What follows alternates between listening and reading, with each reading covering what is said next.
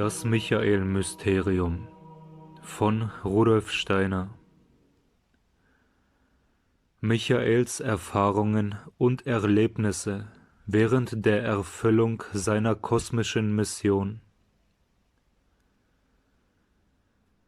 Man kann das Fortschreiten der Menschheit von der Bewusstseinsetappe, auf der sich der Mensch als Glied der göttlich-geistigen Ordnung bis zu der gegenwärtigen, durch die er sich als eine vom göttlich-geistigen losgelöste Individualität mit Eigengebrauch der Gedanken erfühlt, vom Gesichtspunkte der Menschheit verfolgen. Das ist im letzten Aufsatz geschehen. Man kann aber auch durch übersinnliches Schauen ein Bild von dem entwerfen, was Michael und die Seinen während dieser Entwicklungsströmung erleben, also dieselbe Tatsachenreihe von dem Gesichtspunkte Michaels schildern. Das soll diesmal versucht werden. Es gibt zunächst eine älteste Zeit, in der man eigentlich nur von dem sprechen kann, was unter göttlich-geistigen Wesenheiten geschieht. Man hat es mit einem fortlaufenden Götterhandeln zu tun. Götter vollbringen, was ihnen die Impulse ihrer Wesenheit eingeben. Sie sind entsprechend befriedigt in dieser Tätigkeit. Und was sie bei alledem erleben, kommt allein in Betracht. Nur in einer Ecke im Felde dieses Götterhandelns ist etwas wie die Menschheit bemerkbar. Sie ist ein Teil in dem Götterhandeln. Die geistige Wesenheit aber, die von Anfang an ihren Blick auf die Menschheit gelenkt hat, ist Michael. Er gliedert gewissermaßen das Götterhandeln so, dass in einer kosmischen Ecke die Menschheit bestehen kann. Und die Art, wie er sich da betätigt, ist verwandt dem Tun, das später im Menschen als Intellekt zur Offenbarung kommt. Nur ist sie als Kraft betätigt, die in Ideenordnung durch den Kosmos strömt, Wirklichkeit verursachend. In dieser Kraft wirkt Michael. Die kosmische Intellektualität zu verwalten ist sein Amt. Er möchte den weiteren Fortschritt auf seinem Gebiete, und der kann nur darin bestehen, das, was als Intelligenz durch den ganzen Kosmos wirkt, später sich konzentriert in der menschlichen Individualität. Was dadurch zustande kommt, ist dieses: Es tritt in der Weltenentwicklung eine Zeit ein, in der der Kosmos nicht mehr von seiner gegenwärtigen, sondern von seiner vergangenen Intelligenz lebt. Und die gegenwärtige Intelligenz ist in der menschheitlichen Entwicklungsströmung. Michael möchte, was sich da innerhalb der Menschheit als Intelligenz entwickelt, fortdauernd im Zusammenhange mit den göttlich-geistigen Wesen erhalten. Dem aber steht ein Widerstand entgegen. Was die Götter als Entwicklung durchmachen in der Linie von der Ablösung der Intellektualität von ihrem kosmischen Tun bis zur Eingliederung in die menschliche Natur hin, das steht offen als Tatsache in der Welt drinnen. Sind Wesen vorhanden, die ein Wahrnehmungsvermögen haben, durch das sie diese Tatsachen schauen können, so können sie sich diese zunutze machen. Und solche Wesenheiten sind vorhanden. Es sind die arimanischen Wesen. Sie sind ganz dazu veranlagt, alles, was sich als Intelligenz von den Göttern loslöst, in sich aufzusaugen.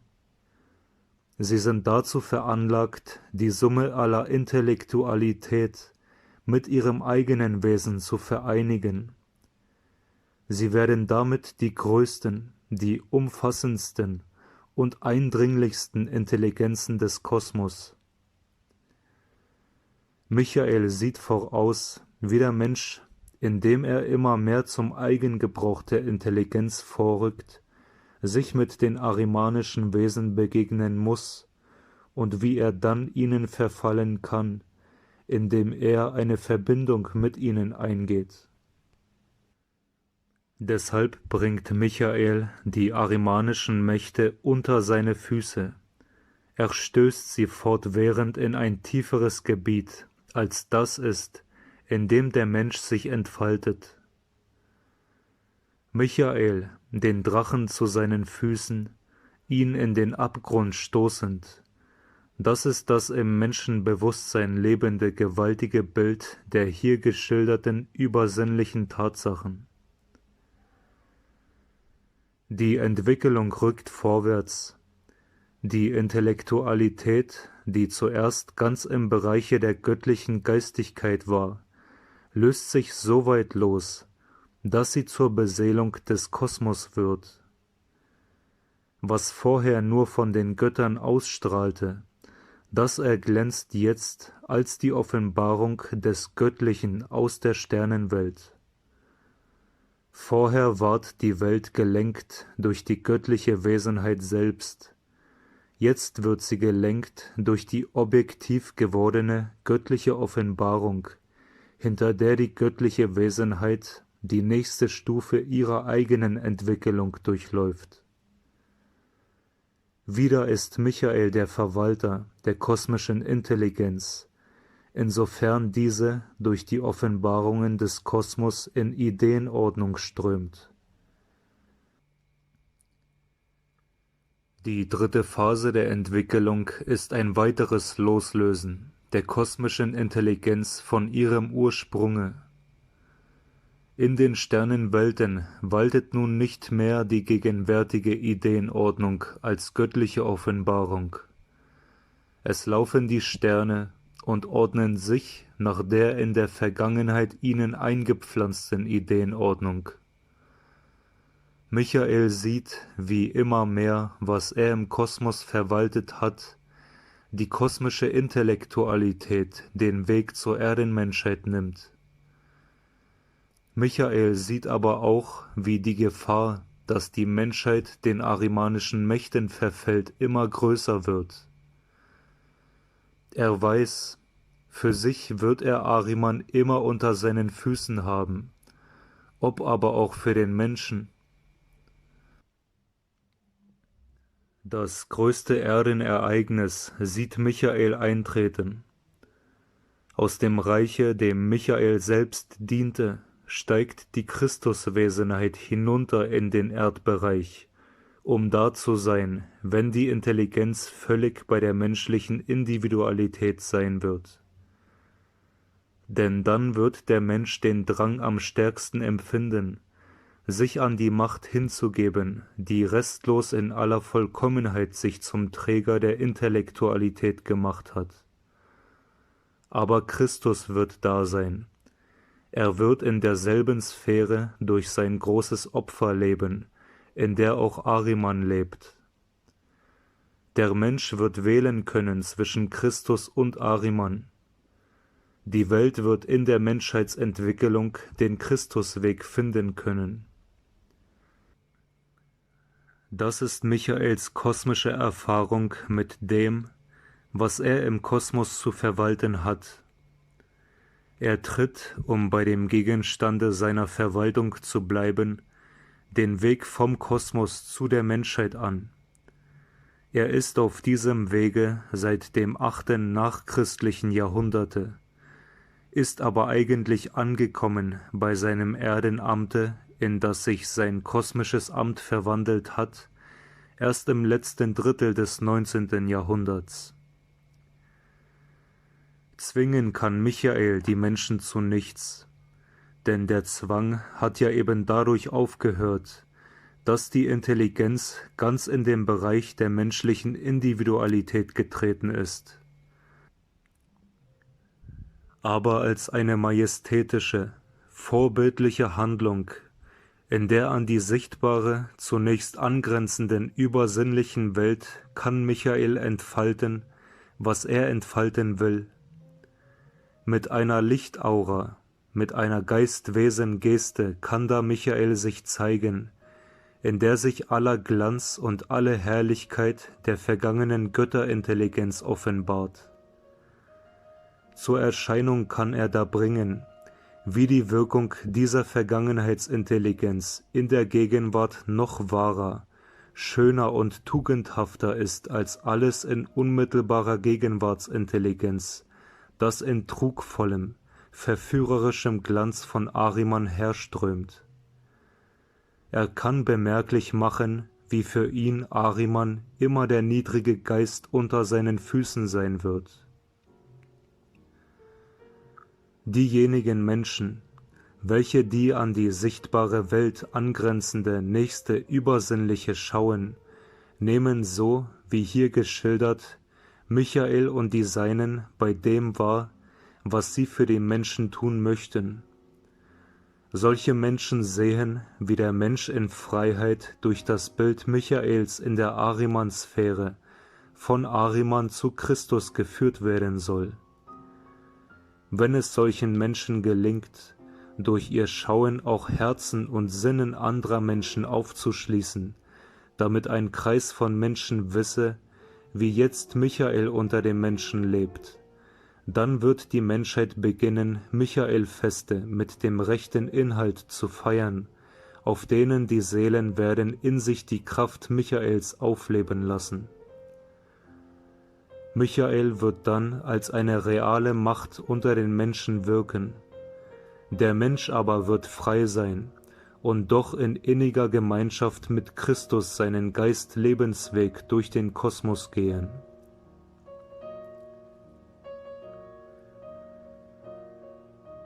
Einige Leitsätze.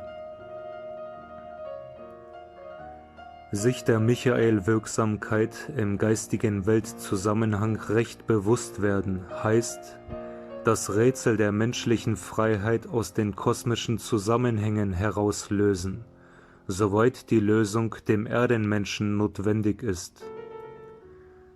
Denn die Freiheit ist als Tatsache jedem Menschen, der sich selber im gegenwärtigen Abschnitt der Menschheitsentwicklung versteht, unmittelbar gegeben.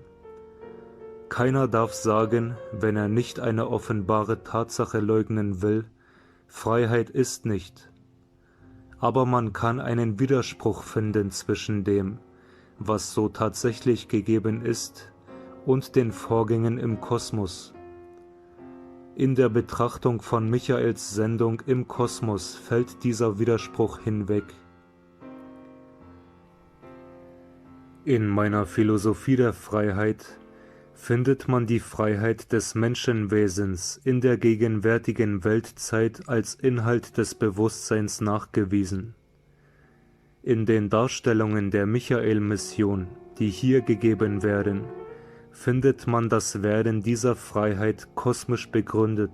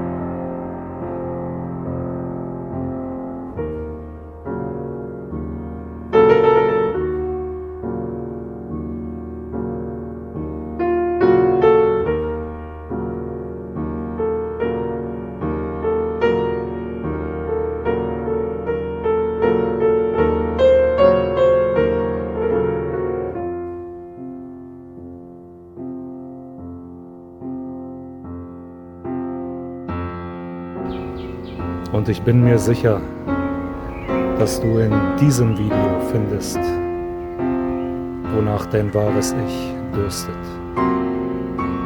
Und nicht zu vergessen,